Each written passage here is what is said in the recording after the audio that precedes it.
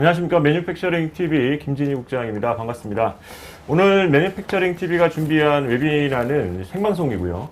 미라콤 INC와 함께 미라콤이 제안하는 스마트 팩토리 구현 여정을 함께 살펴보도록 하겠습니다. 웨비나 진행 중에 궁금한 점이 있으시면 오른쪽 상단 채팅창을 이용해서 질문 주시면 미라콤 INC 전문가분들이 실시간으로 답변 드리도록 하겠습니다. 설문도 진행이 되거든요. 적극적으로 참여 부탁드리고, 설문에 참여해 주신 분들 중에 저희가 웨비나 후에 추첨을 통해서 저희가 준비한 소정의 경품 전달해 드리도록 하겠습니다. 아시다시피 최근 정부의 스마트 팩토리 보급화 정책으로 올해까지 전국의 이제 스마트 팩토리 도입 기업이 한 3만여 개 정도 늘어날 예정입니다. 아시다시피 그렇지만 아직 대부분의 공장이 기초 단계 수준에 머무르고 있고요. 도입 효과를 보지 못한 기업도 상당히 많다고 전해지고 있습니다. 모든 기업이 스마트 팩토리 구축에 성공할 수는 없죠. 성공을 위해서는 구축 전부터 치밀한 계획과 전략을 세우고 단계별 스마트 팩토리 전환이 필요합니다. 이번 웨비나는 스마트 제조 분야 전문가들이 현장에서 경험한 실패와 성공 사례 발표를 통해서 성공의 열쇠가 무엇인지 살펴보고요. 스마트 팩토리 구축 전 수준 진단, 그리고 프로세스 이노베이션과 컨설팅 등 성공적인 스마트 팩토리 구축에 필요한 A부터 Z까지의 모든 정보를 공유해 드리고자 합니다. 미라콤이 제안하는 스마트 팩토리 구현 여정을 통해서 초기 도입 단계부터 고도화, 최적화, 지능화에 이르기까지 다양한 적용 사례를 만나보시고 성공적인 구축 방안과 전략을 세워보시는 시간이 되셨으면 합니다. 오늘 웨비나에서 다룰 이제 주제를 세부적으로 좀 먼저 살펴보도록 하겠습니다. 먼저 지능형 제조융합 연구조합의 배경환 이사장님, 그리고 미라콤 INC 김희루 상무님 두 분의 전문가를 모시고 스마트 팩토리의 성공의 열쇠가 과연 무엇일까 한번 이런 주제로 한번 토론을 해보도록 하겠습니다.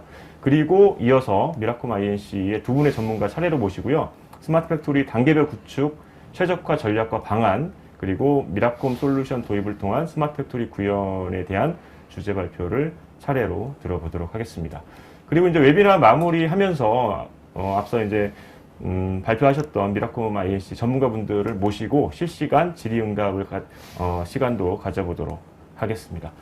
그러면 본격적으로 미라콤 INC와 함께하는 미라콤이 제안하는 스마트 팩토리 구현 여정 생방송으로 떠나보도록 하겠습니다. 첫 번째 주제는 말씀드렸다시피 스마트 팩토리 성공의 열쇠는 과연 무엇인지 살펴볼 텐데요.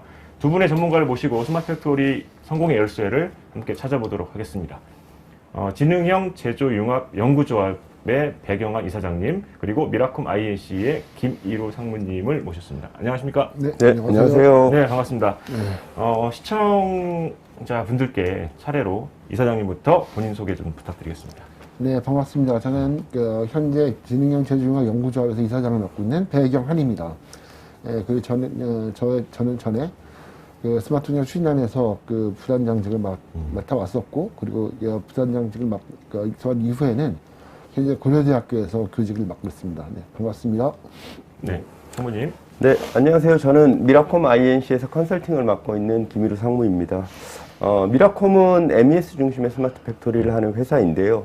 지금 오늘 참석하신 분들 보니까 업종도 다양하고, 그리고 기업 규모도 많이 다른 제조 관계자들 참석하신 것 같은데요. 짧은 시간이지만 저희가 가진 경험을 좀 공유해 드리고, 그리고 인사이트를 좀 많이 받아가시는 유익한 시간 되셨으면 좋겠습니다. 네. 제가 이제 생방송으로 진행하고 있잖아요. 네. 제가 이제 들어오기 전에, 생방송 진행하기 전에 살짝 보고 왔어요. 몇 분이 지금 등록을 하셨고, 몇 분이 참여하고 계신지. 관심이 상당한 것 같습니다. 400여 분께서 등록을 하셔가지고, 오늘 두 분이 전달해 주시는 인사이트를 제공하는 정보들 참 기대가 많이 됩니다. 그야말로 두 분은 스마트 팩토리 분야의 전문가시죠. 제조 ICT 접목하는 분부터 해서, 이제 서두에 이제 저희가 좀 말씀을 나눠보긴 했는데, 두 분이 합쳐서 한 50년 이상의 내공을 또 가지신 현장의 또 전문가셔서 오늘 기대가 많이 됩니다. 스마트 팩토리 분야에 이제 그야말로 전문가분들이신데 두 분이 이제 정의하는 스마트 팩토리가 이제 궁금하거든요. 한 분씩 좀 말씀을 해주시죠. 네. 네. 제가 정의하는 정의하는 스마트 공장의 개념보다는 아무래도 이제 그 객관적으로 네. 정의되어진 있는 스마트 팩토리에 대한 정의를 좀 보는 게 좋을 것 같습니다. 제가 늘 이제 그 스마트 팩토리에 대한 정의를 내리게 되어지면 그러니까 미국에는 SMAC라는 기관과 독일의 인더스트리 4.0 기관에서 내놓은 정의를 항상 말씀드립니다. 이 두 정의를 뭐 요약 정리하면 그게 이제 세 가지를 볼 수가 있습니다. 첫째는 그 인텔리전트 팩토리라는 것이고요. 두 번째는 이제 그 시장 친화적이어서 고객의 그 요구에 즉흥적으로 대답을 하는 팩토리. 세 번째는 이제 SNS를 통해서 초연결한 운영하는 팩토리라는 그런 개념이라고 볼 수가 있는데요. 이 개념 오른쪽에서 보시는 그림으로 이제 그 내용을 설명을 드리면, 그러니까 요소 관점에서 보면 IoT 관점에서 보면 4M과 2E가 이제 디지털화 되어지는 것, CPS 관점에서 본다면 물리적 시스템과 가상 시스템이 융합되어지는 것, 그리고 지능화 관점에서는 인텔리전트 팩토리가 되어지는 것, SNS 통합이라는 관점에서 보면 이제 결국 인터넷을 통해서 통합을 이루어내는 것, 그리고 마지막으로 가장 중요한 것이 고객 맞춤이죠. 이제 그 고객과 시장의 니즈에 즉흥적으로 응답을 하는 그런 그 팩토리를 이제 스마트 팩토리라고 얘기한다라고 이야기할 수가 있을 것 같습니다. 네. 그럼 미라콤 INC, 예, 상무님께서 이제 보는, 미라콤 INC가 보는 스마트 팩토리, 예, 정의를 좀 해주신다면. 네. 뭐, 지금 이사장님이 말씀하신 대로, 네. 기관에서도 정의를 하고 있고, 그 다음에 스마트 팩토리 관련 기업들도 스마트 팩토리에 대한 정의들을 하고 있습니다. 그렇죠.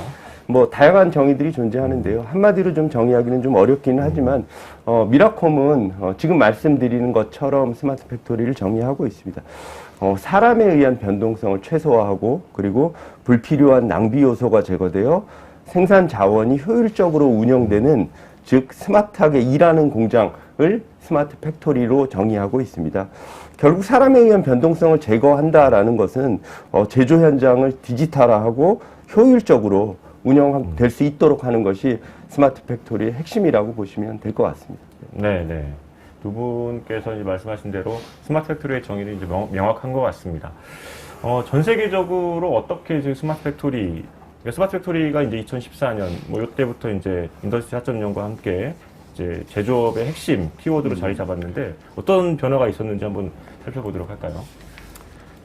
네, 이제 독일이 보여준 스마트 공장에서 보면 우선은 전 세계적으로 스마트 팩토리에 대한 그 변화가 있어서 그 되게 1세대, 2세대, 3세대로 분할이 되어져요. 네. 1세대는 이제 그 독일의 관점에서 일단 말씀드리면 이제 그 지메스 암벨 공장을 하나 예를 들 수가 있는데 그 IoT를 활용한 빅데이터 개발 쪽에 되게 그 초점을 많이 맞춘 이제 그런 개념이고 그런 가운데도 이제 여기에서는 이제 그 개별화 생산이라는 개념을 이제 도입해서 그 보여주려고 노력을 했던 그런 이제 개념이다라고 볼 수가 있고요. 2세대는 이제 그 아디다스 공장을 얘기할 수가 있어요. 그 보통 이제 보면 니트4유라고 하는 아디다스 공장의 솔루션이 있었는데 여기서 보여주고자 했던 것은 그러니까 퍼스널라이즈 프로덕션이 뭐다라는 것을 정확하게 보여주려고 노력을 했었습니다. 물론 이제 이 아디다스 공장은 성공하지 못했어요. 그래서 아디다스 공장은 이제 지금은 거의 뭐 많이 사라져 있기는 합니다. 하지만 많은 이제 그 인투션을 줬고요. 그리고 이제 3세대는 뭐냐면 지금 진행 중인데 대부분의 제조업들이 이제 그 AI와 빅데이터를 활용해서 이제 인텔리전트 공장을 이제 구현하는 것이 3세대 공장이라고 볼 수가 있는 거죠. 선진국대 경향을 간단하게 보면 미국의 경우에는 이제 이런 그 친환경 에너지 정책 그리고 이제 기후 변화에 대응하는 정책 이런 개념으로 해서 이제 가고 있고 그리고 독일의 경우는 이제 플러스 인더스트리 4.0이라고 해서 모듈화 생산 시대를 지금 열려고 노력을 하고 있습니다. 이게 지금 현재 뭐 나중에 설명을 드릴 수 있을 기회가 있을지 모르겠는데 하여튼 첨단의 새로운 개념을 지금 생각을 하고 있는 거고요. 프랑스의 경우에는 이제 그 에너지 쪽에 많이 치우쳐져 있어요, 사실.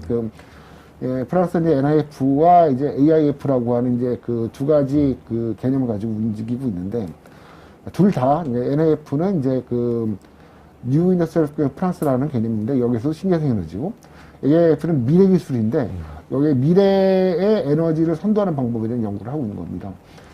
그러니까 EU라는 관점에서 보면은 이제 그 여기서도 그 디지털 전환 생태계 관점에서 많이 접근을 하고 있다라고 볼 수가 있고 중국도 요즘 어떠냐면 녹색 제조를 지금 그 구현하려고 노력을 합니다. 그래서 이런 것들이 선진국이 현재 지향하는 방향이다라고 말씀드릴 수 있을 것 같습니다. 네. 우리 아까 이제 제가 이제 설명드렸다시피 이제 우리나라 같은 경우도 2014년 그때 네. 이제 이사장님께서 몸담고 있는 민간 합동 스마트 공장 추진단이 발족이 되면서 네. 이제 스마트 팩토리 물론 이제 그 이전부터도 생산 정보화 시스템이 계속해서 뭐 도입되고 이제 있었습니다만은 그때부터 이제 본격적으로 스마트 팩토리 공장 그런 시대가 열렸다고 봐야 되는데 그것도 간단하게 좀 정리 좀 네, 감사합니다. 해주시죠. 네. 그러니까 우리는 1기가 이제 그 2014년부터 시작이 됐죠. 2014년부터 17년은 이제 1기라고 볼 수가 있어요. 근데 이때는 지금 보시는 이제 그 스마트 공장의 수준에 대한 정의를 뭐 ICT 미적용에서 기초 중환일 중환일 고도화라고 정의를 내렸었고 그다음에 초기 스마트 공장의 구성책을 이렇게 만들었죠. 이 그림 잘 보시면 응용 시스템이라는 관점에서 이제 많이 만들었던 것이 맞습니다. 이 중에서도 가장 부각을 했던 건 이제 MES죠. 왜 그러냐면 IoT에 가장 가까운 이제 솔루션이 그래도 MES이기 때문에 MES를 부각을 했던 게 1기라고 볼 수가 있고, 그리고 이제 이건 이제 그때 만들었던 창조 모델을 한 게니까 이제 넘어가도록 할게요. 그 다음에 2기는 뭐냐면 너무 이제 MES 위주로만 간다라고 하는 이제 이제 그다음에 비판이 좀 있었고요. 그 비판을 이제 우리가 깊이 있게 받아들여서 확장했던 것이 이제 IoT라는 영역, CPS, 그다음에 빅데이터와 AI라는 이 영역을 확대를 했습니다. 여기에는 또 뭐가 있냐, 클라우드 서비스까지 확대를 했었는데 이제 지금 보면 CPS라는 용어가 워낙 이제 어려우니까 이제 디지털 트윈이라는 개념으로 그 용어는 변경이 좀 되어졌지만 이 분야로 간 거는 이제 제 2기다 볼 수가 있어요.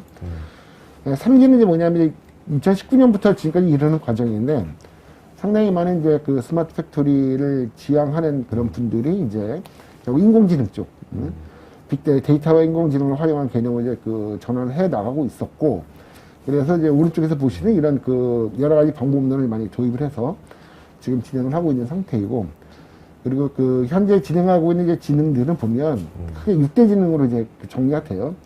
식별, 인지, 분석, 그다음에 진단, 예측, 그리고 의사결정 이런 형태로 이제 되어지고 있다. 요게 지금까지 우리나라가 오고 있는 3기까지 오고 있는 그런 개념이 아닌가 이런 생각이 듭니다. 네. 알겠습니다. 이거 국내 그리고 이제 선진국의 동향 그리고 이런 것들을 통한 스마트 팩토리의 이제 정의는 이제 명확한 것 같습니다. 그렇다면 이제 스마트 팩토리의 전환에 대한 목표점을 어떻게 가져야 하는지도 상당히 궁금하거든요. 이것도 이제 기업 규모별로 좀 다를 것 같기도 합니다만, 어떻게 좀 목표점을 설정하는 것이 좋은지, 예, 그 부분에 대해서 이제 한 분씩 좀 말씀을 해 주시죠. 네, 제가 먼저 계속 말씀 좀 드려보겠습니다. 목표점이 스마트 팩토리 지향하는 목표는 크게 세 가지 축이라고 볼 수가 있을 것 같아요. 그러니까 보통 전통적으로 진행하는 생산성 향상, 그다음에 품질 향상, 원가 절감, 그다음에 납기 만족 이런 것들이 하나의 요소가 될 수가 있는데 PQCD를 지향하는 거죠.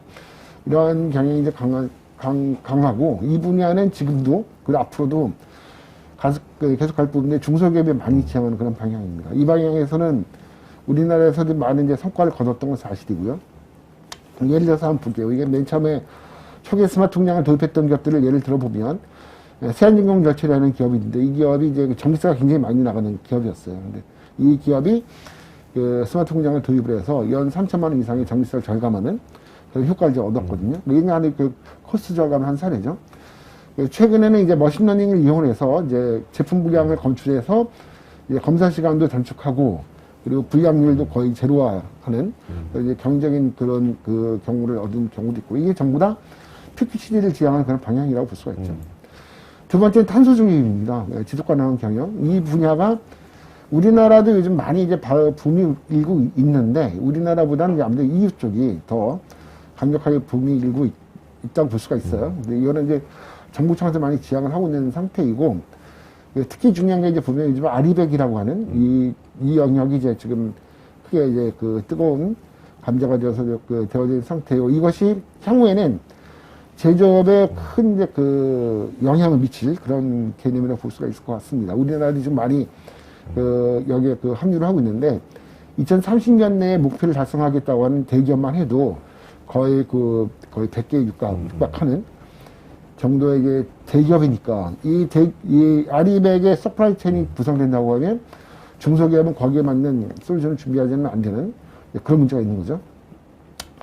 세 번째는 이제 그 아까 그 프로세스 인더 그 독일에서 얘기했던 프로세스 그 4.0이라고 하는 그런 개념이 있었잖아요. 이게 그런 유사한 개념인데, 이건 뭐냐면 이제 결국은 이제 그 앞으로는 유연 생산이 기계 중심이 아니라 프로세스를 이제 변환해서 갈 거다. 그래서 우리가 디지털 트랜스포메이션을 얘기하듯이 프로세스 그 트랜스포메이션을 이야기를 합니다. 이 이야기 세 번째 주의 목표인데 우리나라는 여기에 도전하고 있는 기업은 없습니다. 하지만 독일이라는 기업과 그다음에 이제 미국이라는 기업들 이런 쪽에서는 많이 이제 그 도전하는 그 경향이 강하고 이걸 통해서 이 프로세스 인더 4.0을 통해서 그 탄소 그 저감에 대해서도 그 영향을 미치는 그런 걸 그쪽도 같이 연구를 하는 그런 개념을 볼 수가 있을 것 같습니다. 그래서 목표는 한 3가지 정도로 뭐 전개 가능하다. 예, 현재의 이제 트렌드 목표를 이런 부분에서 이제 잡고 있다라는 걸 말씀해 주셨고요. 어떻습니까, 이제 상무님 그 미라콤에서 이제 봤을 때 이제 기업들한테 어떤 목표 지점을 이제 가져라, 예, 그런 것들을 이제 얘기해 줄 텐데, 예. 사실 뭐 지금 말씀하신 뭐 PQCD 관점의 개선 그리고 디지털 트랜스포메이션 그런 것들이 사실은 스마트 팩토리를 통해서 효율화를 추진을 한다라고 보시면 될 것 같습니다. 그래서 내부라든지 외부, 아리백이나 그런 외부 환경 변화에 대해서 유연하게 대처할 수 있는 제조 현장에서 능동적으로 선택하고 실행할 수 있는 체계들을 만들어가는 그것들이 목표 수준이 되어야 되고요.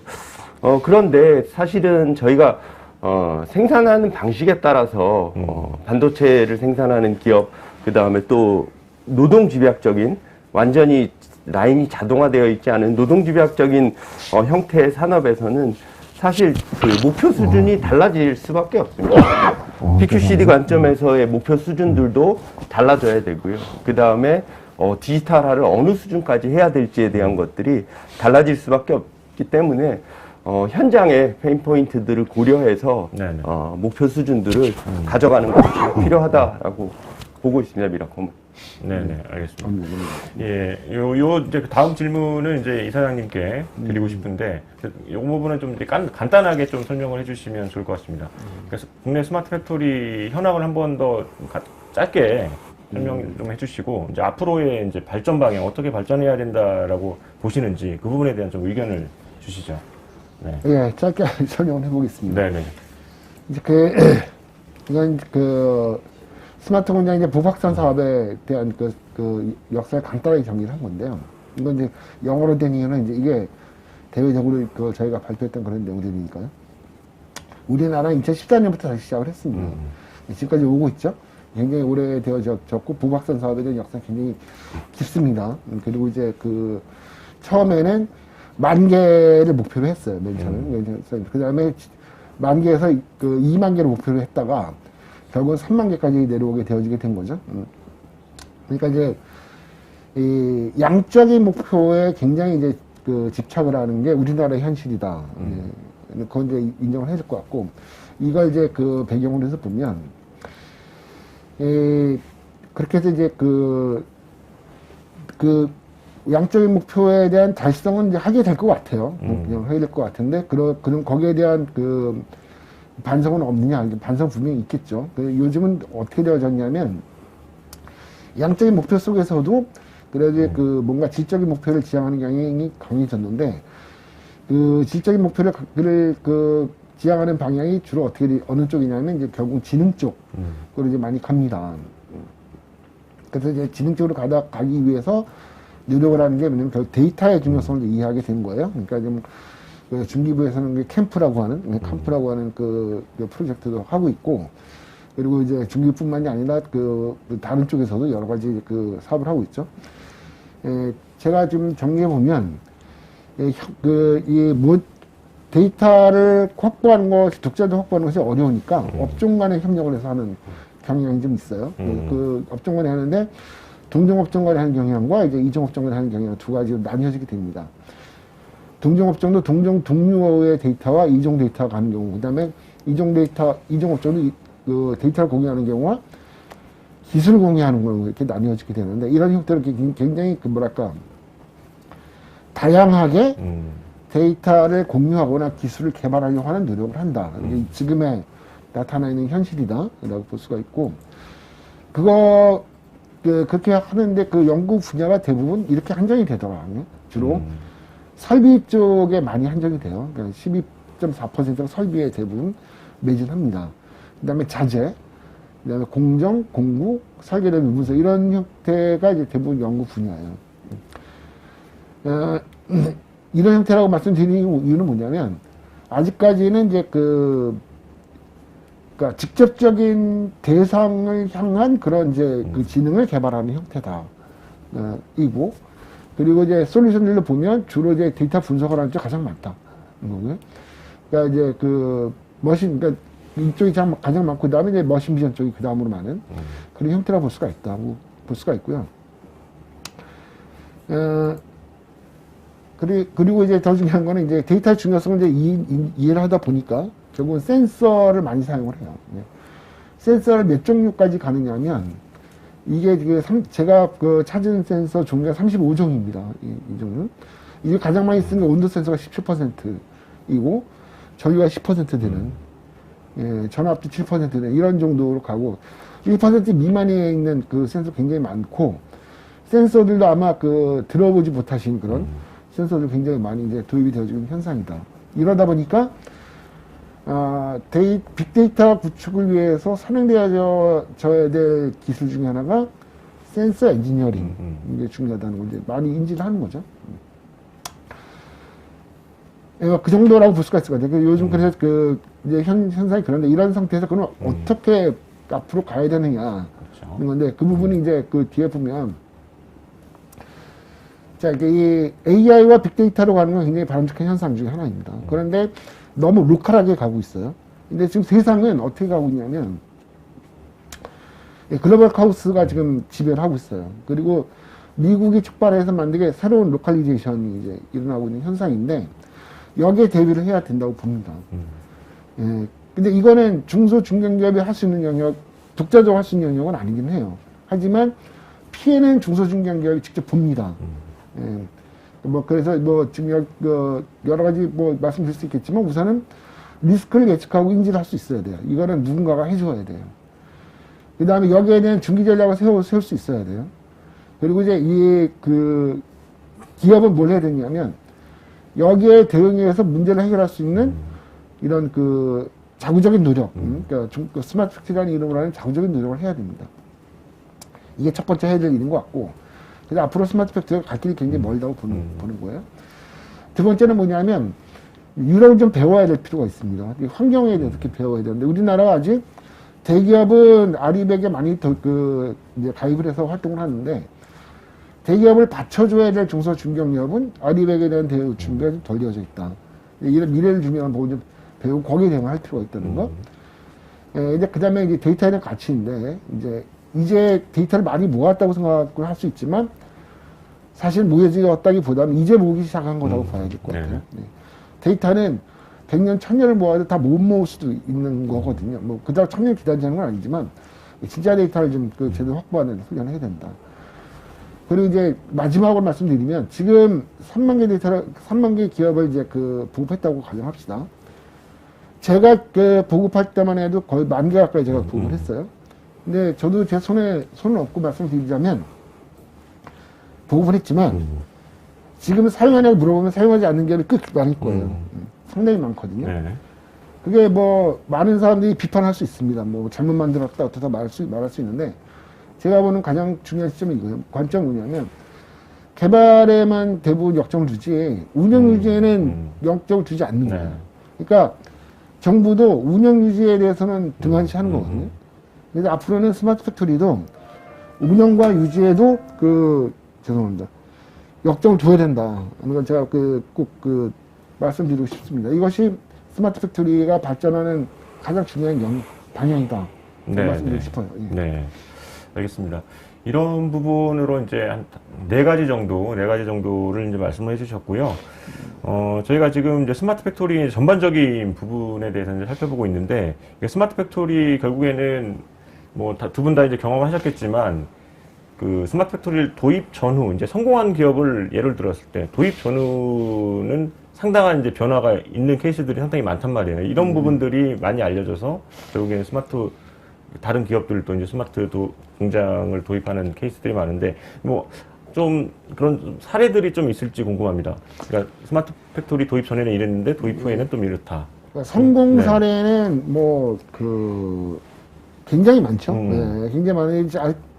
PQCD 같은 경우 성공 사례는 굉장히 많아요. 아까 앞에 잠깐 설명을 드렸었는데 A라는 기업은 원가 절감을 매년 40%씩 한다든가 그리고 이제 생산성 향상이 거의 1, 2배 단위 10배 이상 엄청나게 늘어난다든가 하는 이제 그런 성공 사례는 굉장히 많습니다.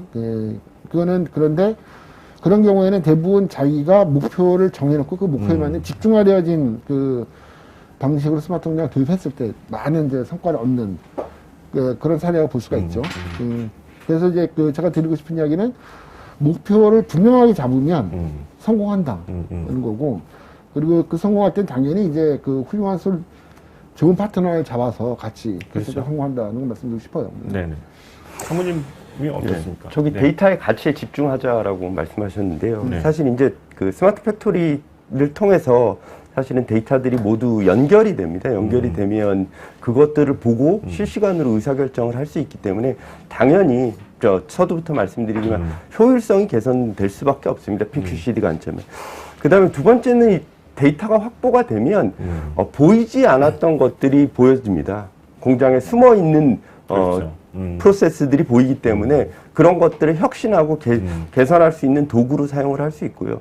그 다음에 이제 마지막으로 결국은 우리가 디지털 트랜스폼을 한다라는 얘기는 우리가 업무를 룰과 프로세스에 의해서 할 수 있다라는 겁니다. 그러면 결국은 사람에 의한 변동성들이 감소돼서 사실은 우리가 균일한 제품들을 생산하고 효율적으로 생산할 수 있는 기반이 된다라고 볼 수 있습니다. 네네.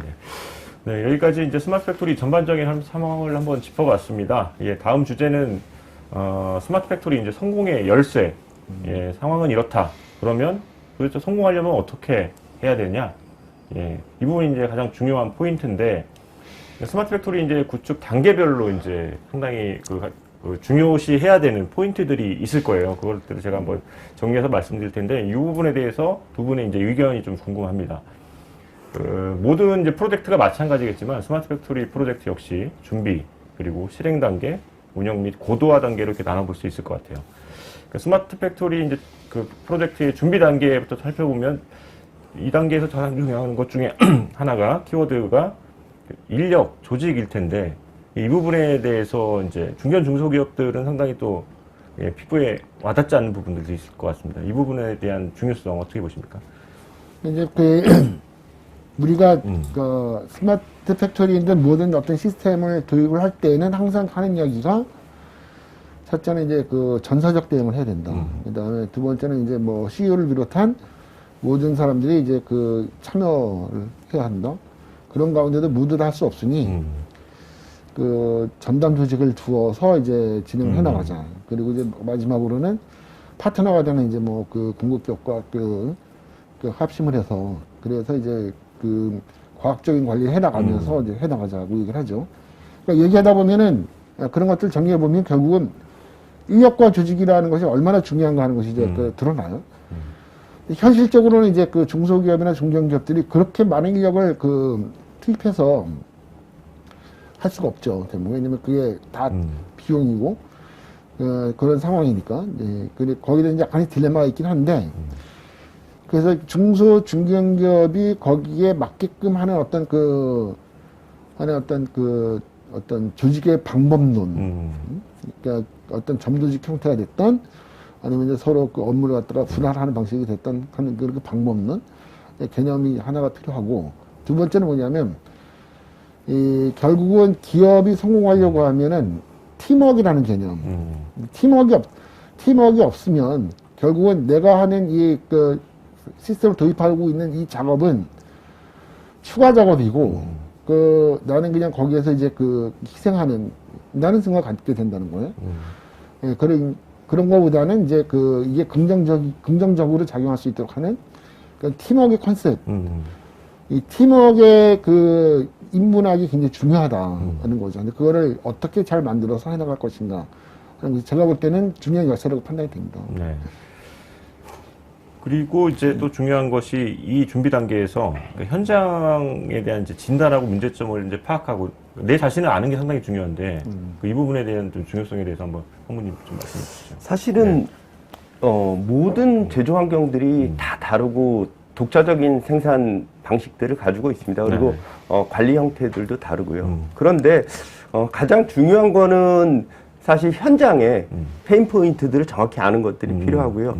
그 다음에 우리의 수준이 진짜로 처절하게 반성하면서 우리가 어느 정도의 수준이 되는지에 대한 명확한 인식을 하고 그것들을 뭐 스스로 할 수 없을 때는 외부의 기관을 통해서 수준 진단을 통해서 목표를 먼저 명확하게 수립하는 것들이 준비 단계에서 제일 중요하다라고 보시면 될 것 같습니다. 방향성을 설정하지 않은 상태에서 달리기 시작을 하면 실제로 아까 이사장님이 중소 중견기업들이 스마트 공장을 많이 도입했음에도 불구하고 운영하고 사용하는데 미흡한 이유들이 사실은 네. 시스템 도입에만 목표를 뒀기 때문에 그러한 현상들이 발생하지 않나 보고 있습니다. 네. 준비 단계가 상당히 중요합니다. 여기서 이제 너무 이제 근시안적으로 볼 수 있는 케이스들도 많잖아요. 근데 어쨌든 이거를 프로세스를 이노베이션하고 하는 부분들은 이제 장기적으로 봐야 될 텐데 장기적인 플랜을 세우는 것도 중요하지 않습니까, 이사님? 근데 이 플랜에 대한 플랜을 우리가 잘 이해를 할 필요가 있는데 당연히 장기적인 플랜을 세워야 됩니다. 중기적인 플랜도 세워야 되고 또 단기적인 플랜도 세워야 됩니다. 근데 플랜이 바뀔 수 있다는 생각을 해야 돼요. 항상 바뀔 수 있다. 그리고 그 방법론도 바뀔 수 있다. 근데 그냥 바뀔 수 있는 것도 그러니까 적응적으로 어떻게 하면 바꿔 나갈 것인가에 대한 그 판단은 항상 하고 있어야 되거든요.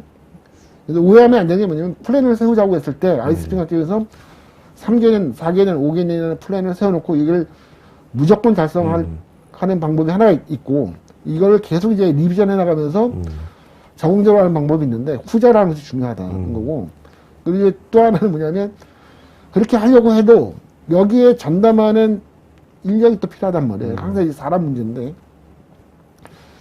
중소기업들을 하고 싶죠. 예, 하고 싶단 말이죠. 하고 싶은데 항상 보면 내가 이 일을 하고 있으면 내가 하는 근본 나의 원래 본업을 못하지 않느냐는 그런 문제가 생긴단 말이에요. 그래서 이거를 이중화하는 업무에 대한 이중화를 서로 인정할 수 있는 문화를 만들어야 돼요. 문화. 그래야만 그게 가능하다고 봐요. 제가 여러 그 제조업들 가서 인터뷰하고 같이 일을 해보면 항상 저한테 던진 숙제가 나는 사람이 없는데 왜 이렇게 일을 시키느냐. 그렇죠. 네. 그래서 심지어 어떻게 되냐면 뭐 예를 들어 미라컴이 만약에 제조기 솔루션사가 들어오면 여기 맡겨버리는 경우가 되게 많아요. 심지어는 플랜도 맡겨요. 그래서 제가 거기에 대해서 지적을 하면 자기네들도 알지만 난 도저히 이걸 할 수가 없다. 이렇게 얘기를 하죠. 그래서 이중화에 대한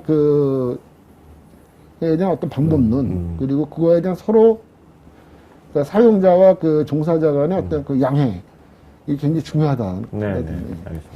그리고 아까 이제 제가 준비 단계에서 현장 진단하고 문제점 파악이 굉장히 중요하다. 그러면 그게 파악이 됐으면 이거에 필요한 솔루션, 신기술을 찾는 것도 상당히 중요하잖아요. 네. 네.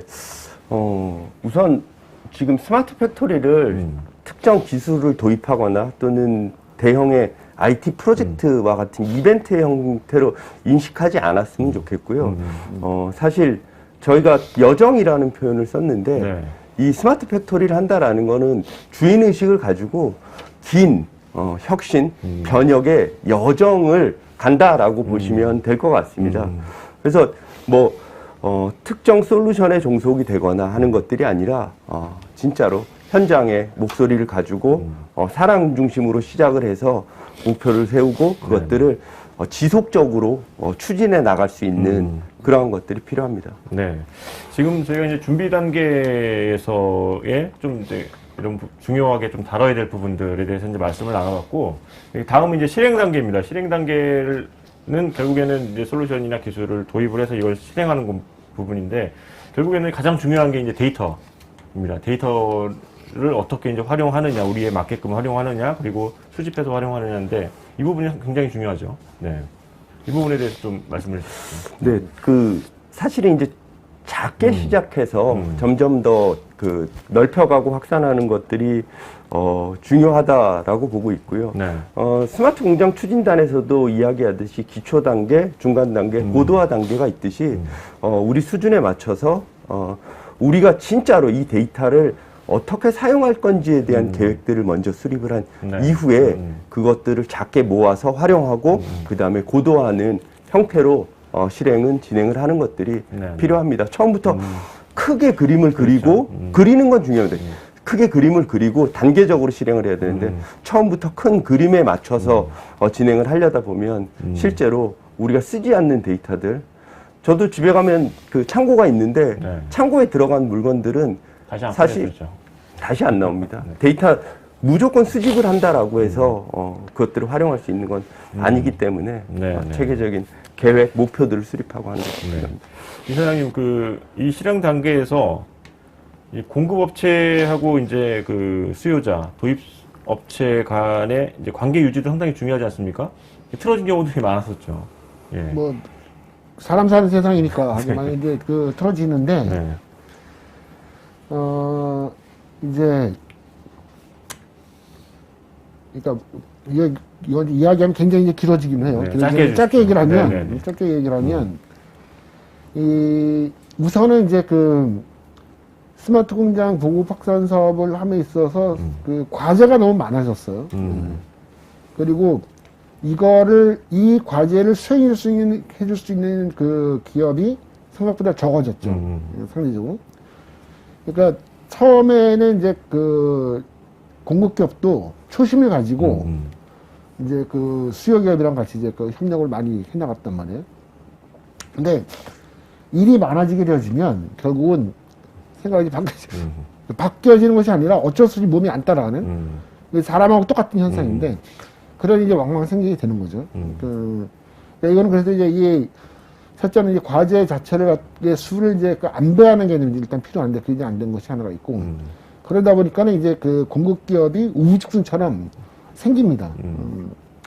우후죽순처럼 생기고 생겨진 이 공급 기업들을 또 질적인 측면에서 어떤 공급 기업들을 갖다가 이제 평가하지 할 수는 없으니까 그냥 이제 결국 방치하게 되어지는 현상이 생기게 되어지고 그리고 수요 기업은 방치되어진 상태에서 아무 공급 기업이나 같이 이런 경우가 많이 생기게 되어지면서부터 결국 이제 공급 기업과의 갈등은 더 많아지게 될 수밖에 없는 거죠. 그리고 이제 공급 기업을 이제 선택하는 이 능력이 사실 굉장히 중요하죠. 이거 자체가 내가 볼 때는 이 과제를 성공하는 중요한 열쇠다. 50%는 어느 공급 기업을 선택하느냐. 네네. 이게 중요하다고 볼 수 있어요. 네, 알겠습니다. 그리고 이제 마지막이 실행까지 왔으면 그 다음은 한 단계 더 나가야 되죠. 예, 운영도 해야 되고 적절하게 운영도 해야 되고 이제 고도화 단계로 나가야 될 텐데 이때 중요한 키워드 뭐라고 보십니까, 상무님? 네. 사실 이제 다시 사이클을 정리를 해보면 네네. 목표를 수립하고 성과 요건 정의하고 그 다음에 어떤 것들을 우리가 구현할 것이냐 범위들을 확정하고 로드맵을 수립하고 그것들을 단계적으로 실행한 이후에 네네. 그 다음에 이제 고도화하고 그렇죠. 안정화하는 단계들을 진행을 하게 되는데요. 실제로 그게 운영 단계라는 것이 사실 우리가 시스템을 구축했어 그 다음부터 운영 이하가 아니라 사실은 운영은 계획 단계에서부터 네네. 어떤 고도화를 가져갈지 그렇죠. 먼저 장기적으로 수립을 봤을 하고 때. 그리고 나서는 운영을 하는 것들이 중요하고요. 지속적으로 말씀드리지만 사실은 진짜로 누군가 주도적으로 주인의식을 가지고 끊임없이 네. 그 시스템을 개선해 나갈 책임감 네네. 또는 의무를 가지고 추진을 하셔야 운영 단계에 가서도 문제가 생기지 않는다라고 말씀을 좀 드리고 싶어요. 예. 네. 제가 거기서 첨언을 하면 네. 내가 미라클이 예뻐서 얘기하는 건 아니고 여기도 보면 마지막에 개발의 보자는 운영과 유지에 집중을 하라고 했잖아요. 네네네. 우리나라의 이 시스템에 대한 인식이 좀 전환이 되어져야 돼요. 그러니까 첫째는 운영 유지할 때 유지비가 듭니다. 예. 그러니까 유지비가 드는 걸 갖다가 과감하게 유지비를 과감한 것이 아니라 이게 당연하다. 써야 되는 거죠. 예. 네. 이런 생각을 가져야 돼요. 그러니까 많은 기업들이 이제 결국 사용하다 사용 안 하는 이유 중에 가장 대표적인 이유가 나는 유지비를 드리기 싫어요. 싫다는 거죠. 이게 하나가 있는데, 이건 과감하게 이제 이제 우리 이제 소위 말하는 이제 제조업체들, 이제 수요기업들은 그런 마인드에 혁신을 해줘야 됩니다. 그건 당연한 것이고. 두 번째는 뭐냐면, 결국 이제 솔루션 기업 못지않게, 이것도 이제 수요기업의 몫인데, 솔루션 기업 못지않게 공급기업 못지않게 수요기업이 똑똑해져야 돼요. 그러니까 공부를 많이 해야만 그렇죠. 된다는 거죠. 네. 그러니까 이게 공부가 되어지지 않으면 모든 것이 뭐냐면 아는 만큼밖에는 자기가 가져가지 못해요. 아무리 좋은 시스템을 갖다 놓든 뭘 갖다 놓더라도 내가 아는 만큼만 가져가는 거예요. 예를 들어서 여기 황금 덩어리가 지금 산에 있다고 가정합시다. 근데 황금이 뭔지 몰라요. 그러면 이걸 황금으로 쓰겠습니까? 아니면 그냥 다른 돌로 쓰겠어요? 이랑 똑같은 거랑 마찬가지잖아요. 그래서 여기에 대한 인력 양성 교육이 보통의 어떤 학생들을 양성하는 것이 아니라 기업인을 상대로 하는 양성은 굉장히 중요하다. 이걸 앞으로도 해나가야 될 부분이라고 볼 수가 있어요. 알겠습니다. 예, 지금까지 이제 성공의 열쇠 각 단계별로 준비, 그리고 실행, 그리고 운영 및 고도화 단계에 대한 각각의 전문가분들이 좀 이제 짚어야 될 성공의 열쇠에 대해서 한번 살펴봤습니다. 이제 마무리를 좀 해보죠. 예, 중소중견기업의 스마트 팩토리 성공의 열쇠, 이제 뭐 여러 가지가 있겠지만, 그래도 좀 이것만을 좀 강조하고 싶다. 짧게, 예. 한 말씀씩 하시고, 이제 마무리 짓도록 하겠습니다. 먼저 하시죠. 이제 제가 아까도 여정이라는 말을 썼습니다. 네. 예, 여정입니다. 이벤트로 도입을 하는 것이 아니라 긴 여정을 준비를 하셔야 되고요. 도입 자체가 목적이 아니기 때문에 실제로 우리가 구현하고자 하는 공장의 모습을 명확히 만들고요. 네. 그 다음에 실제 기술적인 측면에서 IT에 너무 무게중심을 가져가면 안 되고요. 공장의 자동화, 그 다음에 생산 방식, 페인 포인트, 그러한 것들을 고려해서 구축을 하는 것들이 제일 중요하다라고 말씀드리고 싶습니다. 네. 저는 이제 앞에도 있는데, 지금 이제 시대가 바뀌었어요. 그러니까 네.